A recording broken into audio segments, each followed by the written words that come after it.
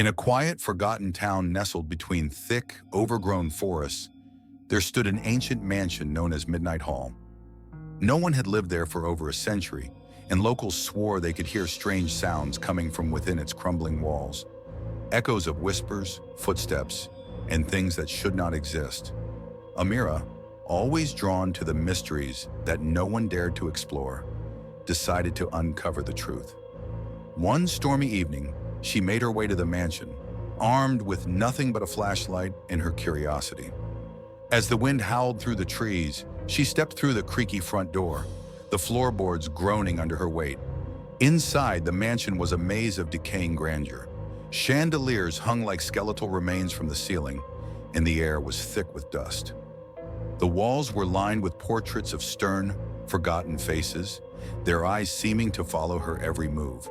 Amira could feel something, someone watching her. The first strange thing she noticed was the sound.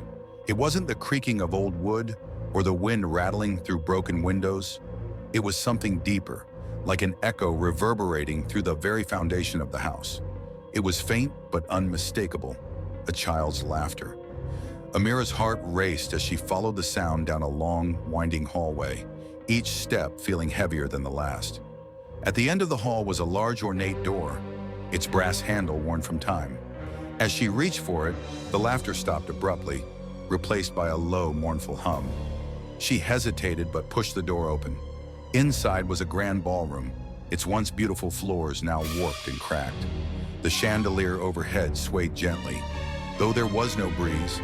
In the center of the room, an old grand piano sat untouched, its lid open. Amira stepped closer, her breath fogging in the cold air. The hum grew louder, almost vibrating in her ears. She ran her fingers over the keys of the piano, but before she could press down, the lid slammed shut with a deafening crash.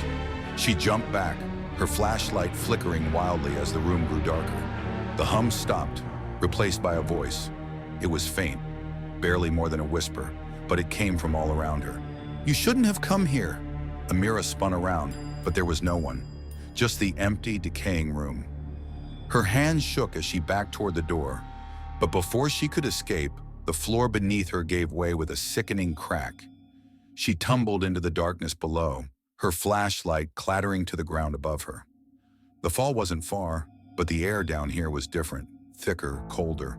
She could barely see, but as her eyes adjusted to the dim light, she realized she was in some sort of cellar, and she wasn't alone. Shadows shifted in the corners of the room, figures just out of sight. The sound of breathing, labored, strained, filled the space. She scrambled to her feet, but something grabbed her ankle, its grip cold and unyielding. Panic surged through her as she kicked at the unseen force, but it was too strong. Slowly, it began to pull her toward the shadows. The whispers returned, this time louder, filling her mind with fear.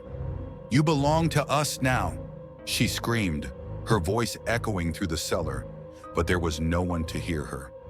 As the darkness closed in, the last thing she saw was a pair of glowing eyes staring at her from the depths of the shadows. Then silence.